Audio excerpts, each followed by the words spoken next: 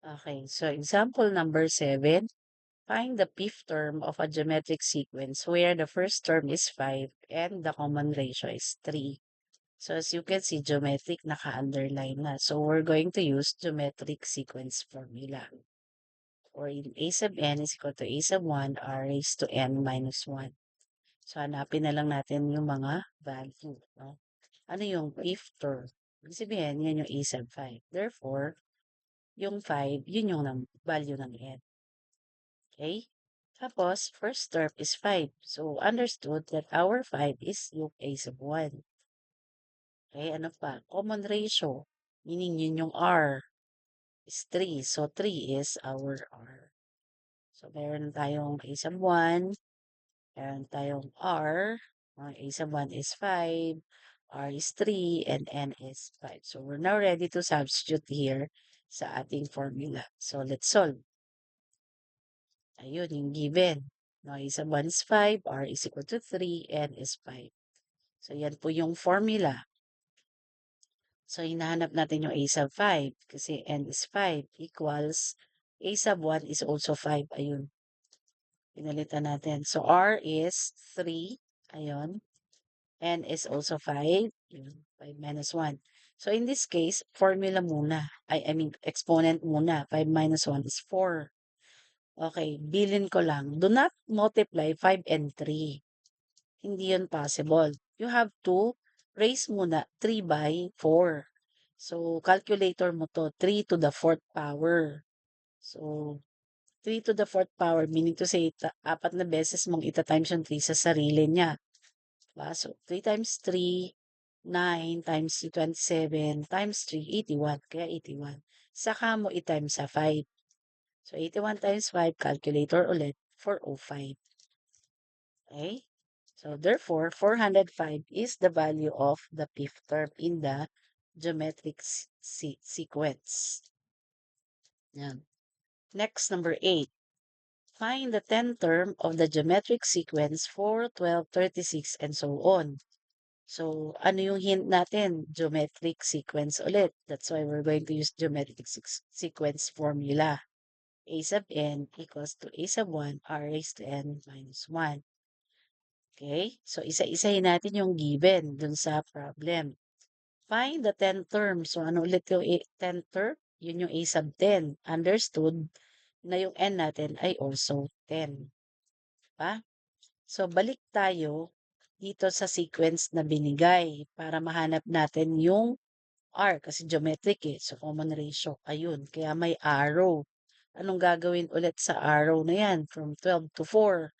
Ratio. So, when you say ratio, we have to divide the second term by 4 para malaman natin yung value ng r. Yun yung common ratio. So, 12 divided by 4 is 3. So, therefore, r is equal to 3. So, may r na tayo, may n na tayo. Ang di pa natin nakuha yung a sub 1. Okay, ano ba yung a sub 1? Diba sabi natin, yun yung first term. Kaya, 4 is our a sub 1. So, again, meron na tayong n, may a sub 1, may r. So, now ready to substitute the value. Yun yung given, yan yung formula. So, a sub n, so 10 ang hinanap natin, yung ika-10 term. So, a sub 10.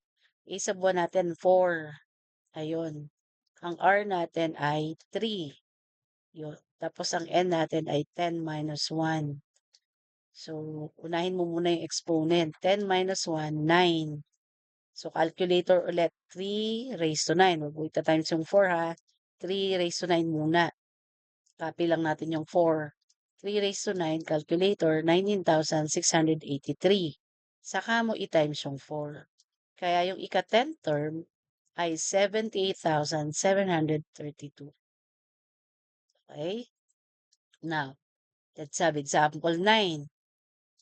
The fourth term of a geometric sequence is 64 and the ninth term is 486.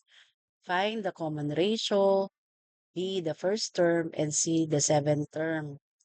So again, hint natin, geometric sequence. Okay? So yan ulit yung gagamitin nating formula. Okay? So Balikan natin yung given, ano lang meron tayo. Yung tanong, hinahanap natin yung common ratio, yung nawawala, yung first term, yung seventh term, ba? So, ano lang ba meron? Fourth term is 64. So, yun yung meron tayo, a sub 4 is equal to 64. Okay? Meron tayong ninth term, 486. So, yun. So, meron lang tayong dalawang given. A sub 4, 64, A sub 9, 486. Pag ganito lang yung given, parang sa arithmetic lang kanina. Magkakaroon tayo ng mga steps, no? Gamit yung formula, yung mga n, palitan lang natin ng given, which is 4. Ayun. Kaya yung mga n sa formula, pinagpapalitan ng 4. So, yung A sub 4, alam natin 64 siya. So, eto na, A sub 1, then R, 4 minus 1 is 3. Bali, yan yung equation 1. Okay? And then, step 2, trabahuin mo naman gamit yung pangalawang given. A sub n is equal to A sub 1, R raised to n minus 1. So, yung mga n ulit, pinalitan ko ng 9 gamit yung given. And then, yung alam naman natin na yung A sub 9 based sa given is 486. So, ito, solve natin yung exponent. Kaya, nagkaroon ako ng A sub 1, R raised to 8. So, bali, ito yung equation 2. No? Then, sa step 3, dahil geometric yan, i-divide natin yung equation 2 sa equation 1. So, 486 is equal to A sub 1 R to the 8. Yun yung nasa numerator. Then, divided by equation 2, 64 equals to A sub 1 R cube. Ang una kong ginawa, kung mapapansin nyo, di ba lumiit yung number dito, nag-iba. Both the numerator and denominator is divisible by 2. Pwede siyang i-divide by 2 para lumiit, no? So, 486 divided by 2, 243. 64 divided by 2, 32. Sa right side, na-cancel ko na yung a sub 1. Kaya ang natira na lang, r to the 8 divided by r cube. So, applying the law of exponent in dividing, no? Same base. So, copy the base and then subtract the exponent, 8 minus 3. Kaya nagkaroon ako ng r to the 5th. Ma'am, ba't bigla kang nagkaroon ng fifth root both sides? Kasi nga, sinusod natin yung r. Para mawala yung 5, kunin mo yung, eto kasi yung mag-i-imply sa'yo kung anong index ng root yung ilalagay mo. Para ma-cancel out, dapat pareha sila ng number, di ba? Kaya, nilagyan ko ng fifth root of, or fifth root dito, para ma-cancel out ko yung 5, kaya r na lang. Same thing dito. Pero, eto kasi pwede tong ihiwalay, no? Pwede siyang express as fifth root of 243 divided by fifth root of 32. Kaya meron ako nito. Yung 243, dahil fifth root siya, so nagkaroon ako na idea na dapat yung base number ng mag-equal dito ay 5 ang exponent. So, pinili ko yung smaller number 3. Kasi sa calculator, 3 to the 5th is 243. Divided by, ganun din sa 32. 2 to the 5th is 32. So, maka-cancel mo na 'to, 'no, yung fifth root of 5, cancel na yung fifth root sa 5, kaya 3 na lang. Cancel yung fifth root sa 5, kaya 2 na lang yung denominator. Same thing dito, r na lang. So, bale yung na-solve nating r is 3/2. So, nakuha na natin yung r. Okay? So, kung mapapansin nyo rito, solve na natin yung letter A. So, ready tayo to solve for A sub 1. Gamit naman yung equation 1 sa step 4. Ayan. Kinuha ko yung equation 1 para i-substitute ko yung solve natin na 3/2 para ma-solve ko yung a sub 1. So, yan. 64, copy a sub 1. Yung r pinalitan ko, raised to 3. 3 cube is 27 kasi 3 times 3, 9 times 2, 27.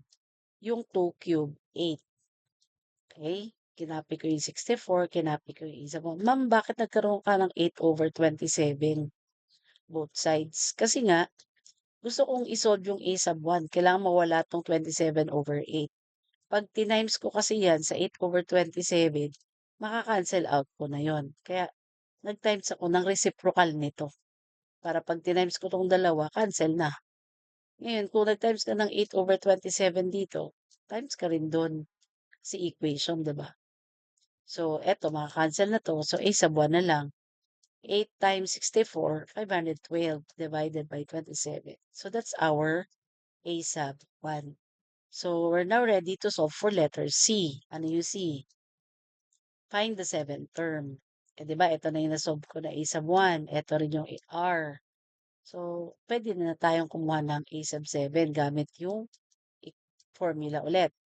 So, a sub 7, substitute ko yung a sub 1, ayan 512/27. Yung R ay 3/2, yung N ay 7 kasi nga 7 term yung hinahanap. So, dito compute mo muna what is 7 minus 6, to copy mo lang. Then kaya naging 6. Tapos raise mo 'to ng eto kinopya ko lang muna. 3 to the 6 calculator, 729. 2 to the 6, 64. Okay?